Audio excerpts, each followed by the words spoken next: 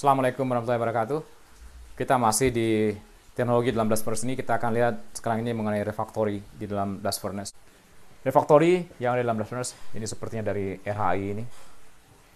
Ini refactory yang digunakan di dalam blast furnace. Ini banyak literaturnya yang belum dicantumkan ini dari IC, American Iron and Steel Institute atau Engineers yang di tahun 1999.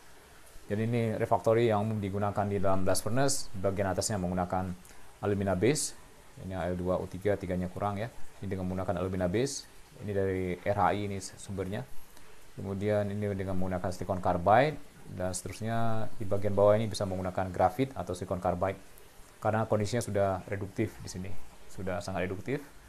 Di bagian sini menggunakan silicon carbide atau corundum, andalusit di bagian dekat-dekat dengan tuyers. Kita lihat bagaimana memproteksi dari refactory ini. Jadi bagian dari throat ini dipasang semacam pelindung. Jadi ini bentuknya semacam plat yang mengili dari bagian throat dari furnace. Itu tujuannya adalah kalau misalkan orang mengumpankan, terutama dengan menggunakan teknologi yang ini, teknologi yang double bell. Jadi begitu material jatuh dari sini, itu tidak langsung mengenai refactory. Dia akan mengenai plat baja yang dalam bentuk lingkaran ya, yang dipasang di bagian atas dari blast furnace yang disebut sebagai armor. Armor adalah pelindung supaya refactory tidak rusak. Selain dalam bentuk hanging armor ini, bisa juga dipasang armor yang dimasukkan ke dalam refactory. Jadi bentuknya seperti ini, supaya sekali lagi begitu ini jatuh dari atas tidak langsung mengenai refactory-nya, supaya refactory di bagian throat-nya bisa lebih tahan. Yang disebut dengan fixed armor. Kemudian di bagian dari boss itu sudah mulai dilakukan proses pendinginan karena di situ temperaturnya tinggi di dalam blast furnace. Jadi kalau misalnya Anda lihat, ini adalah heartnya, ini tuyers, kemudian di bagian atasnya adalah proses, bagian atasnya adalah boss yang kalau misalnya kita lihat ini temperaturnya tinggi sekali di sini ya, itu bisa sekitar 1800 derajat Celcius. Di dinding ini juga mungkin akan tinggi temperaturnya, bisa 1300 derajat Celcius, 1400 derajat Celcius. Jadi ini harus didinginkan dengan air. Kalau misalnya tidak, refactory ini akan cepat rusak. Cara yang lama adalah dengan spray cooling ke shell-nya. Jadi bagian luar ini terbuat dari baja. Baja ini dihembuskan dengan air supaya dia bisa mengambil panas di sini. Harapannya ujungnya adalah sama seperti yang ada di teknologi submerged arc furnace untuk ferronickel dan lain-lain. Dan sebenarnya teknologi yang ada di blast furnace ini jauh lebih berkembang. Ini yang digunakan terlebih dahulu. Setelah itu baru teknologi ini diadaptasi ke teknologi yang non-ferrous. Jadi teknologi besi baja ini jauh berkembang dibandingkan dengan teknologi non-ferrous. Sekali lagi prinsipnya diambil oleh proses-proses yang ada di non-ferrous, termasuk untuk tembaga, untuk nikel dan lain-lain ya.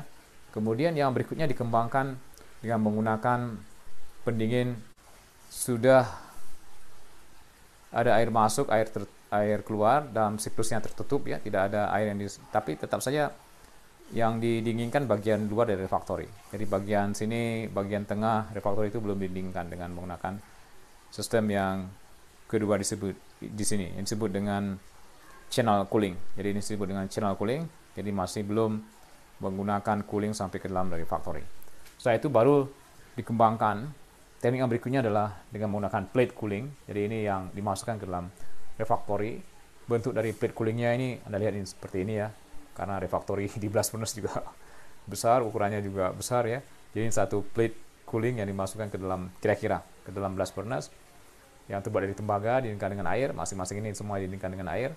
Ini tuyersnya, ini tipikal bentuk dari plate-nya, macam-macam desainnya. Ada yang kecil, ada yang agak lebar, kemudian ada air masuk, air keluar. Sistemnya juga macam-macam untuk sirkulasi airnya.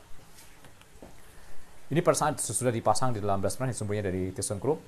Ini tadi yang plate coolingnya dipasang dari daerah tuyer ke atas, mulai dari zona boss sampai ke atas ya, digunakan yang ini. Kadang-kadang juga di bagian bawah juga digunakan pendingin, tapi biasanya di boss yang sangat korosif, yang sangat refactory-nya termakan lebih banyak dibandingkan dengan dari daerah hard. Jadi ini dengan menggunakan semuanya adalah plate cooling yang seperti ini bentuknya. Kemudian setelah itu baru disusun refactory pelan-pelan menjadi seperti ini atau seperti ini. Ini terlihat ya, ini daerah tuyersnya. Tuyersnya terlihat di sini. Ini daerah di atas tuyersnya, ini refraktorinya, ini bagian mulai dari bosh, kemudian belly, dan juga stack sampai ke throat di bagian atasnya. Jadi ini semua dilapisi dengan refraktori. Contoh yang lain adalah dengan menggunakan stiff cooling. Ini plate cooling, jadi ini adalah plate cooling, ini adalah stiff cooling. Stiff cooling ya mirip dengan kalau misalnya kita bicara di kuliah pirometeorologi untuk nikel, mirip dengan waffle cooler yang ada di sana. Jadi ini juga sengaja dibuat sehingga permukaannya jadi besar ya. Dibentuknya seperti ini di bagian bawahnya. Kalau misalnya dalam blast furnace disebut dengan stiff cooling, bukan waffle cooling. Ini juga untuk mendinginkan refraktori di bagian luar ini sehingga dia tidak akan terabrasi. Kalau misalnya ada sesuatu yang mengendap di situ ya, dia akan temperaturnya akan rendah di situ. Tapi sekali lagi ini bukan zona slag, karena slagnya itu di bagian bawah dari sini. Dan slagnya itu biasanya sudah tidak lagi menyerang refraktori dengan agresif, apalagi diatur di basis sekitar 1, dan FEU-nya juga sudah tidak ada. Jadi tidak, kadang-kadang juga di bagian bawah juga didinginkan juga dengan menggunakan cooling ini. Contoh tadi yang disebut dengan stiff cooling di dalam blast furnace. Jadi ini seperti ini bentuknya. Kalau misalnya plate yang sebenarnya sudah disampaikan ya, ada plat yang dimasukkan banyak ke dalam blast furnace. Ini refraktori yang dipasang pelan-pelan dari bawah sampai ke atas. Ini adalah tembaganya. Ini kelihatan tembaganya. Kemudian setelah itu di bagian luarnya dipasang refraktori pelan-pelan untuk stiff cooling ini. Ini bagian luar terlihat air, ada air masuk, air keluar. Ini banyak sekali air yang masuk keluar ke dalam blast furnace. Jadi air merupakan salah satu kebutuhan utama di proses-proses di metalurgi, terutama untuk pendingin. Ke depan bisa saja konsep dari blast furnace ini adalah seperti yang digambarkan oleh ini, desain dari Paul Wurth, artinya hanya bagian bawah saja yang dilapisi dengan refraktori, kemudian bagian atasnya itu didinginkan aja dengan menggunakan tembaga, jadi tidak menggunakan refraktori sama sekali.